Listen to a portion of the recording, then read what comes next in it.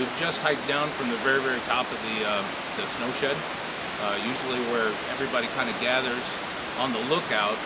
We've hiked all the way down the mountain to take a look at the debris field that the train wreckage has left behind during the avalanche of 1910. You can see the old trees, how they had come down with the avalanche, with the train, some big, huge rocks and big boulders. It's absolutely beautiful down here if you're into train wreckage or history of Washington.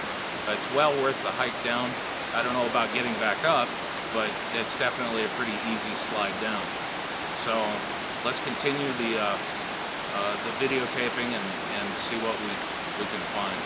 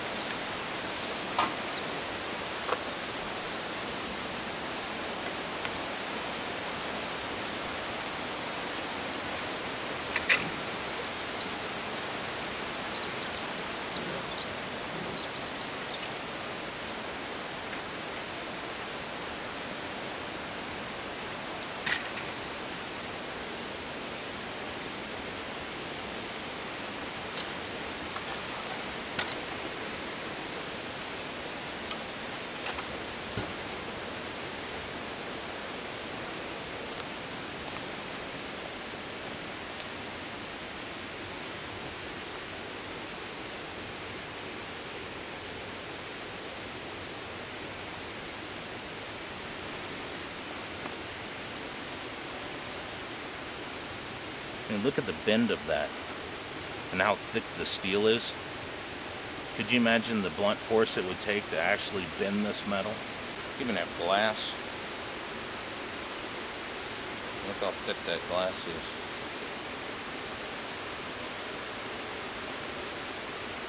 As the snow rushed into the windows,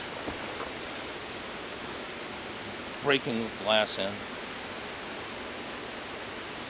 They added that part out. It's a little too gory. Wow. Absolutely incredible. That was probably a straight piece of metal at one time.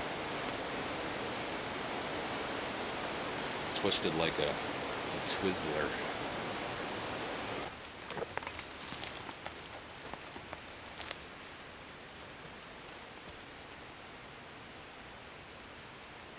There's bits and pieces everywhere. No wonder so many people died. 96 people died. And they didn't even count the Italian that were on their way to working on the railroad. Apparently they didn't believe that they were worth counting because they were immigrants from another country. I think we've come a little way since 1910.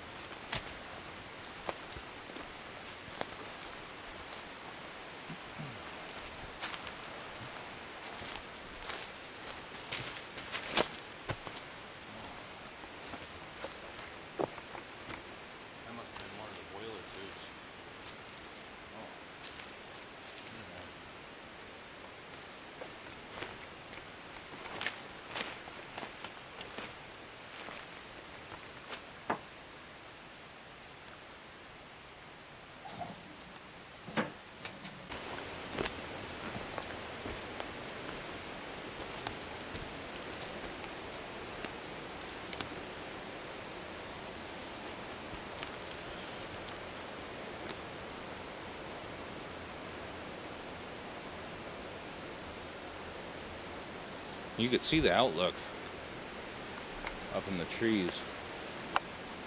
Where generally you would look down. They have plaques displaying all sorts of information about the wreckage or about the train disaster. There you are sitting on the tracks or on a train, and patiently waiting for several days to get to your destination, but there's an avalanche in front of you and there's an avalanche behind you and there's nowhere to run. So I decided to go to bed, be awakened by thunder, lightning, and heavy rain. In March, with what they call the Pineapple Express coming through, everything warms up pretty quick. So there you are, you wake up, you look outside, and there's a humongous wall of snow coming towards you. Nowhere to run. And you can feel that you're being picked up, the train's being picked up and tossed down the mountain, followed by trees and humongous boulders, screams of pain and agony, kids crying. Quite a few children had died in this wreck.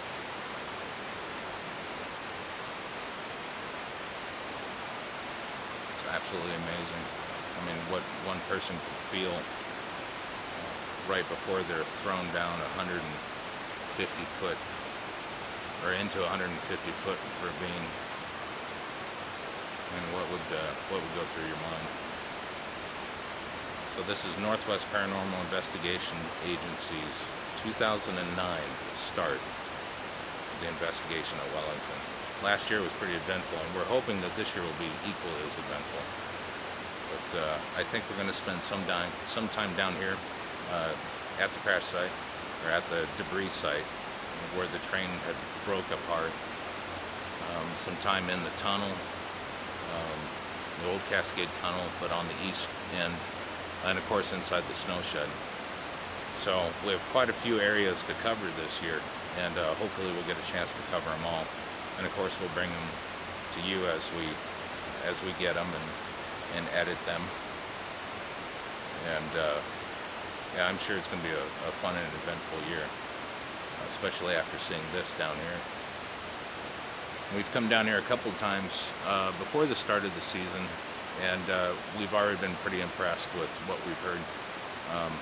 But of course we didn't have any equipment with us, and that's just kind of how it goes.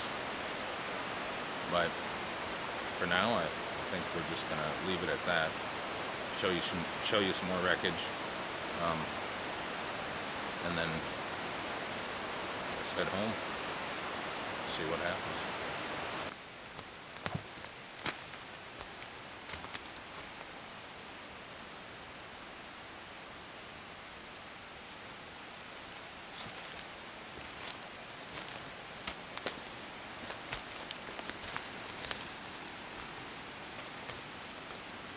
I mean, look how bent this stuff is.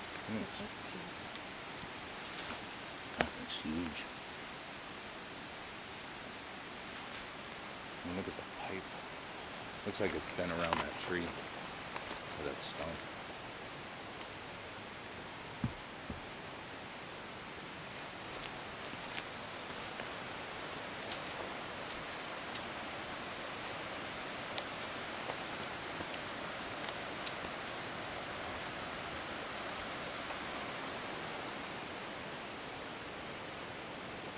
Did you hear that? What? Did you hear that?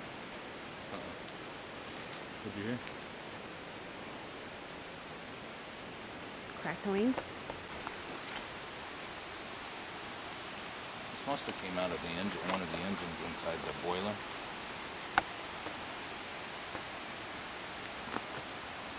There's one of the boiler tubes.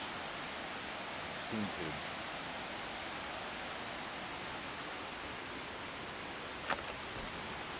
Solid steel, totally crushed.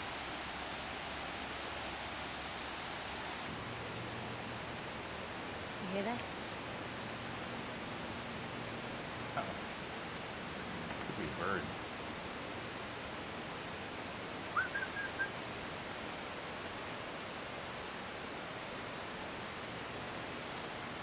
Apparently there's some crackling in the woods, which would indicate something heavy is walking towards us.